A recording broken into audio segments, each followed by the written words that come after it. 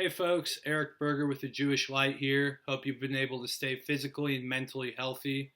I'm sure you've been spending quite a bit of time in front of the TV.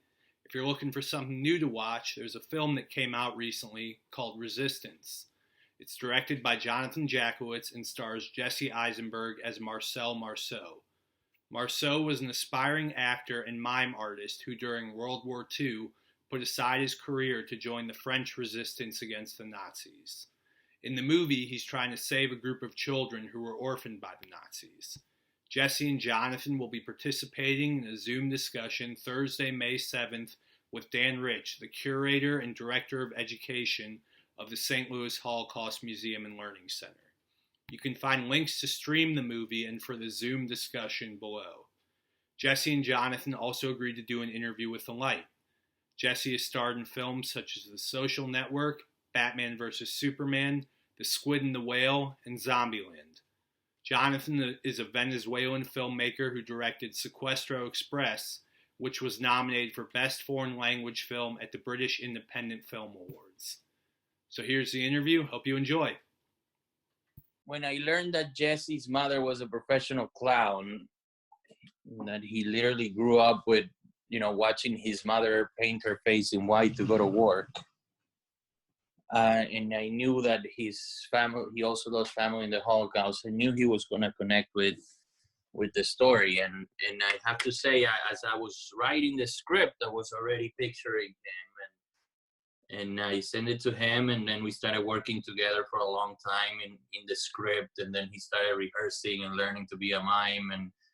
And it was a phenomenal experience. I think what, the only thing you gotta make sure when you're making a movie about a mime, it's that it's never cheesy. Actually, Jonathan and I were just talking about how I was asking him why he thought that you were the right actor for this role, because this is, in a lot of other roles, you've played kind of more anxious and sometimes mean-spirited characters, but here you're kind of the heroic character who is, calming those down around you. And I've read an interview where you said, sometimes the anxious characters come naturally to you because you're sometimes an anxious person. So I wanted to find out from you what it was like for you to play this role and, what interested you about the role.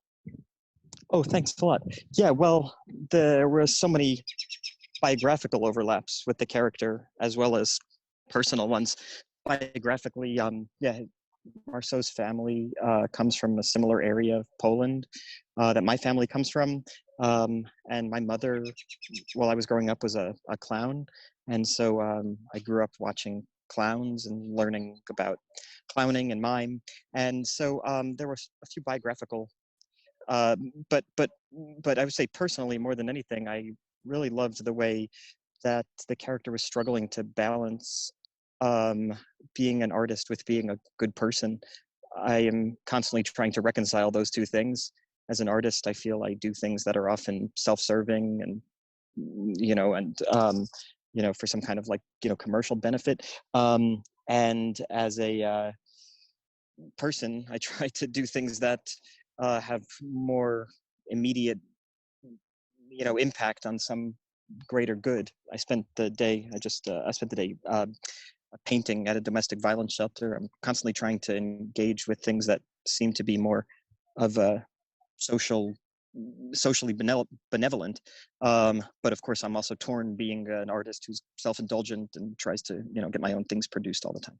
I'm a grandson of Holocaust survivors, so the Holocaust has been part of my life since I was born. But I never really found a story that I could turn into a movie because it would be too emotional.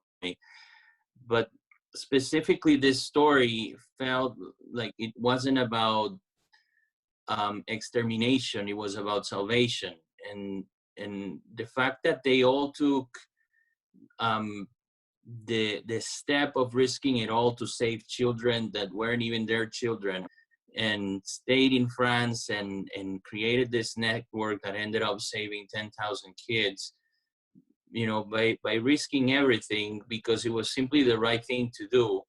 I felt it's the kind of hero we need and I was really inspired, and I felt there was nothing I could do, other than making the movie. When I was about 22 or so, I visited my cousin in Poland who survived the war, and I became really interested in it and decided to go to the town where the family is from, and I wrote a play about my cousin, and I became really interested in my family's history during that period, and so my immediate family, just by extension, became interested as well. And one of the nice things about this movie with regards to kind of helping others is that, I think, if you look at a movie like Schindler's List, which is, arguably the most popular, movie set against the backdrop of the Holocaust, it's about a kind of benevolent German businessman saving these, nameless victims, or I guess named in the case of the list. But what I loved about Resistance was that it kind of spoke to the heroism, amongst Jewish people. This is like a Jewish hero who, is doing something heroic in a very unlikely way. And, so I think it just presents a very special story, for the history of Jewish people. In the movie, your character blows a shofar. I didn't know whether that was actually you, and if so, whether that was something you had done before, and if not, or just either way, how you learned how to do that, because it's not something... I'd never done it before. I had a lesson from maybe Jonathan, was it Jonathan? Maybe I can't remember who gave me a brief lesson. And then I was doing it all day, and there was all these kids around, and the kids all wanted to do it. It's funny to think about that moment in light of a pandemic where we can't even be 6 feet, within 6 feet of each other, that Right. This shofar went around 40 kids that day, not to mention a crew, a film crew. Yeah, but no, I never done it before, but then I loved it. I mean, it's a pretty quick learning curve, the shofar. Okay, well, thank you so much. Yeah, thank you, Jesse. I really appreciate you taking the time, and I hope you stay well. Thanks, Eric. You too. Bye. Bye-bye. Great, thank you so much for the interview, and I'm glad you liked the movie, and hopefully everybody will watch it over there.